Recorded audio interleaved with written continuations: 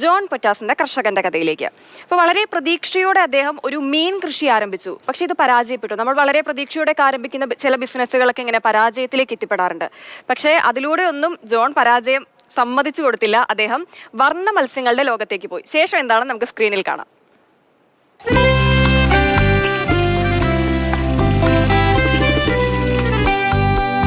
വർണ്ണമത്സ്യങ്ങളുടെ ഇക്ലീം ആസ്വദിച്ച് ഇങ്ങനെയിരിക്കാം. ആവശ്യമെങ്കിൽ ചെങ്ങാടത്തിൽ ഒരു ചെറു യാത്രയുമാകാം. അപ്പോഴും വർണ്ണമത്സ്യങ്ങളുടെ ഒരു കൂട്ടം നിങ്ങളെ ഇങ്ങനെ പിന്തുടരും.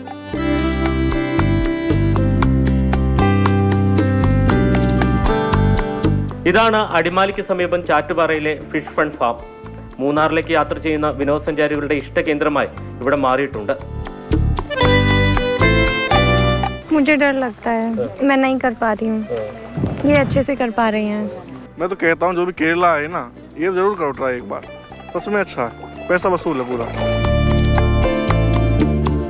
ഈ ഫാമിന് ഒരു ചരിത്രമുണ്ട്.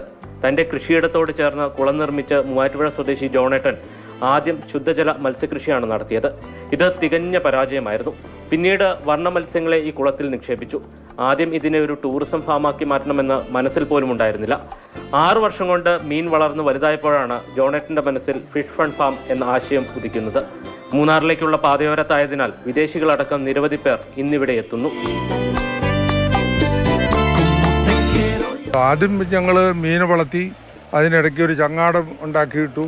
അപ്പോൾ ചങ്ങാടത്തിൽ പോയവരിൽ ചിലർ കാല് വെള്ളത്തിലിട്ടു. അപ്പോൾ തീറ്റ ഇട്ട് കൊടുത്തപ്പോൾ അതിങ്ങനെ ചുറ്റും വന്നു.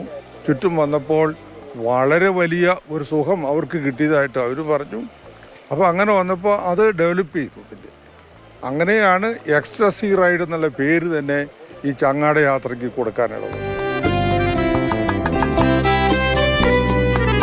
മീനുകളെ ഇങ്ങനെ തൊട്ട് തഴുകി ചെങ്ങാടത്തിലൊരു യാത്ര, അത് വ്യത്യസ്തമായിട്ടുള്ള ഒരു അനുഭവമാണ്. മൂന്നാറിലേക്ക് പോകുന്നവർ ചാറ്റുപാറയിൽ ഇറങ്ങി ഇത് ആസ്വദിക്കാവുന്നതാണ്. ഇടുക്കിയിൽ നിന്ന് ജൈനസ് രാജു, മാതൃഭൂമി. ജെയിനസ് രാജു ചേരുന്നുണ്ട് തത്സമയം. ജെയിൻ, ഈ നമ്മൾ ഒരു വാതിലടയുമ്പോൾ മറ്റൊരു വഴി തുറക്കും എന്നൊക്കെ പറയില്ലേ, പക്ഷെ മറ്റേ വാതിൽ ഏതാണെന്ന് നമ്മൾ സ്വയം കണ്ടുപിടിക്കണം. അത് ജോൺ പൊറ്റാസ് എന്തായാലും കണ്ടുപിടിച്ചു. ആ ഒരു ഐഡിയ ക്ലിക്കായല്ലേ? ഇതിപ്പോൾ നമ്മുടെ പല ടൂറിസം കേന്ദ്രങ്ങളിലും ഇതിൻ്റെ ഒരു ചെറിയ പതിപ്പുണ്ട്. അതായത് ഫിഷ് മസാജ് എന്ന് പറയുന്ന രീതിയിൽ. പക്ഷേ അതിൽ നിന്ന് കുറച്ചുകൂടി വ്യത്യസ്തമാണ്. ഒന്ന്, ഇതൊരു വലിയ തടാകത്തിലാണ് ഈ മീനുകൾ ഉള്ളത് എന്നുള്ളതാണ് പ്രത്യേകത. മറ്റത് നമ്മൾ ചെറിയ മീനുകളാണ് ഫിഷ് മസാജിന് ഉപയോഗിക്കുന്നത്. പക്ഷേ ഈ വലിയ മീനുകളാകുന്നത് കൊണ്ട് തന്നെ നമ്മുടെ ഉള്ളിൽ അല്പം ഭയമുണ്ട്. പക്ഷേ നമുക്കറിയാം, കോഴിക്കാർപ്പ് ഇനത്തിൽപ്പെട്ട മത്സ്യങ്ങളാണ് അതിൽ കൂടുതലുള്ളത്.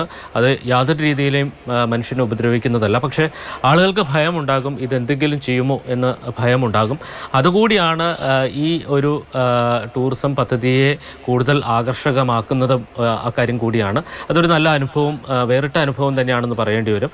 മറ്റൊരു കാര്യം പറയാനുള്ളത് ഈ കർഷകരെ സംബന്ധിച്ചാണ്. കർഷകർ പലപ്പോഴും വലിയ പ്രതീക്ഷയോടെയാണ് പല കൃഷി രീതികളിലേക്കും കടക്കുന്നത്. പലപ്പോഴും വലിയ രീതിയിൽ വിജയകരമായ സംഭവങ്ങൾ നമ്മുടെ മുന്നിലുണ്ടാകും. പക്ഷേ ആ ഒരു കൃഷിയിലേക്ക് ഇറങ്ങുമ്പോഴായിരിക്കും അത് അത്രത്തോളം ലാഭകരമല്ല, അല്ലെങ്കിൽ അതിൽ കുറേ കൂടി തിരിച്ചടികൾ നമുക്ക് നേരിടാൻ സാധ്യതയുണ്ട് എന്ന് തിരിച്ചറിയുക.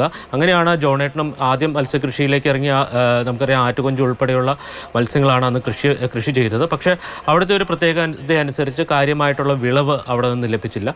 പിന്നീട് എന്ത് ചെയ്യണം എന്നൊരു ചിന്ത തീർച്ചയായിട്ടും ആ കർഷകൻ്റെ മുന്നിലുണ്ടായിരുന്നു. ആ സമയത്താണ് അദ്ദേഹത്തിൻ്റെ ഈ സ്ഥലമുള്ളത് ഈ മൂന്നാറിലേക്ക് പോകുന്ന കൊച്ചി ധനുഷ്കോടി ദേശീയപാതയിലാണ്.